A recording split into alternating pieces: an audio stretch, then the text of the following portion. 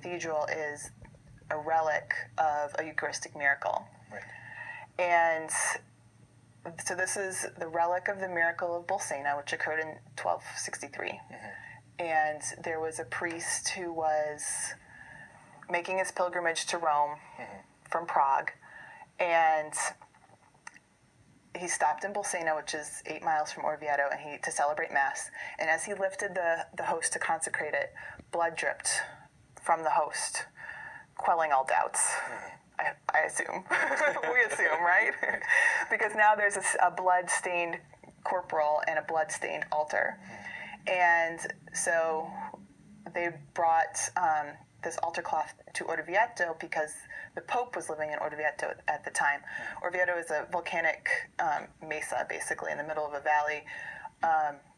Good place to go if Rome is under siege or has a plague going on or any other medieval problem.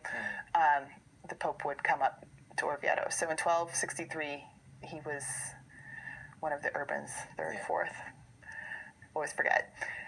He was in residence there. They brought the corporal.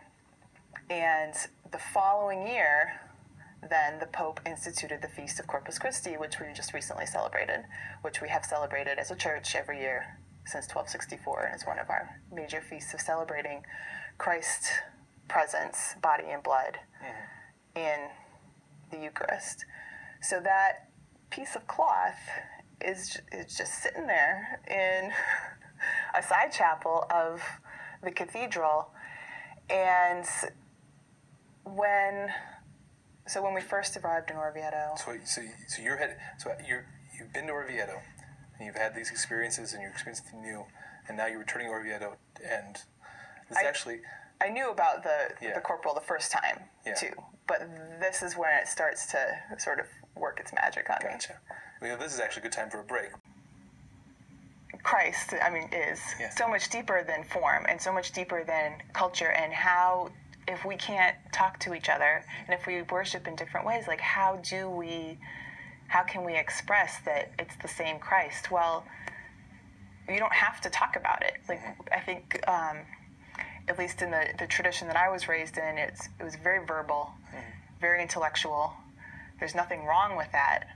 But I, for myself, felt that there was something missing in terms of just the physical aspect of it. So that this is bread and wine, body and blood. This is how, like, the ultimate way to become one with Christ. And it's something that we all, whether or not we can even talk, even if we have no words, somebody might have no words, they can still experience oneness with Christ. Right. And when would you say, so when did that sort of change in thinking take place? Because that's definitely a little bit, that's quite a bit beyond what you were raised in Presbyterianism. Even though you did have communion occasionally, it certainly wasn't seen as the same. Was it seen as it was a remembrance. It was a remembrance. Yep. It was that spring when I went to study in Orvieto. I remember it, and I recently reread it in my journal. Yeah. I was talking to one of my fellow students downstairs in the refectory of this religious hospitality house, and the Mother Superior came in and she said, "What are you talking about?" And we're like, "We're talking about communion." And she said, "Communion is the only way to know God." Nobody had ever said that to me. Like, nobody had ever said that to me because that wasn't the doctrine that I'd been raised in. But really? Yeah. Really? Like, that's it? That's it? Yeah.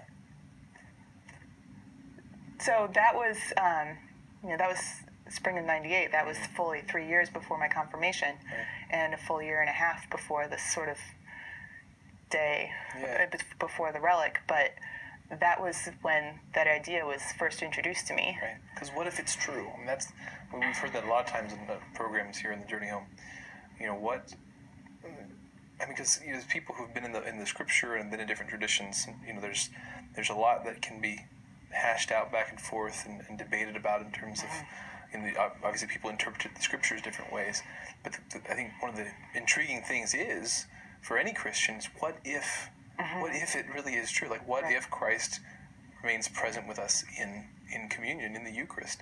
Like that's such a big deal that you can't not investigate that. Well, and for me, I mean, not everybody, I think, is faced with the choice as forcefully as I was.